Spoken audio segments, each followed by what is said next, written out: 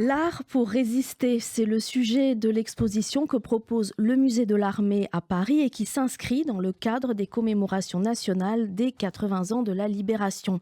Il s'appelle Fernand Léger, André Masson, Anna Marly, Jean Gabin, René Cassin ou encore Alexander Calder. Dès le début de la Seconde Guerre mondiale, ces artistes et intellectuels persécutés et opposants au nazisme fuient la France de Vichy et l'occupation et entreprennent de faire vivre leur art et leurs idées en exil, de Londres à New York, de Sydney à Brazzaville, d'Alger à Cuba ou encore à Buenos Aires.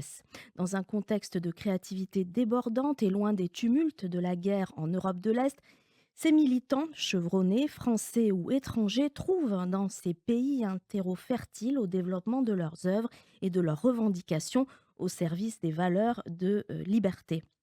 À travers le prisme des arts, de la communication, de l'éducation et des sciences, c'est un voyage vibrant auquel le public est invité au musée de l'Armée. Un voyage qui démontre le combat acharné, la passion et l'engagement infaillible que ces personnalités ont déployé pour conquérir les cœurs et les esprits des pays dits neutres ou alliés. Mais aussi l'incroyable liberté d'action qui leur a permis dans ces territoires une expression totale incarnée par l'esprit des Lumières français.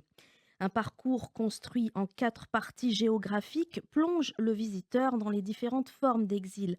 À Londres, par exemple, les combattants et intellectuels de la France libre se réunissent pour mener des actions de politique culturelle et d'information. Alors qu'à Marseille, on suit le combat inspirant de l'Américain Varian Fry qui se charge d'organiser l'évacuation des artistes d'avant-garde et des intellectuels vers les États-Unis.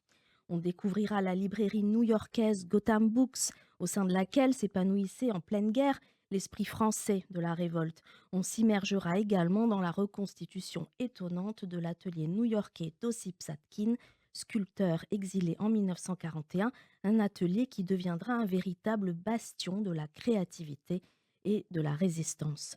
Des parcours de vie saisissants, des destins courageux qu'il faut découvrir et partager encore et encore.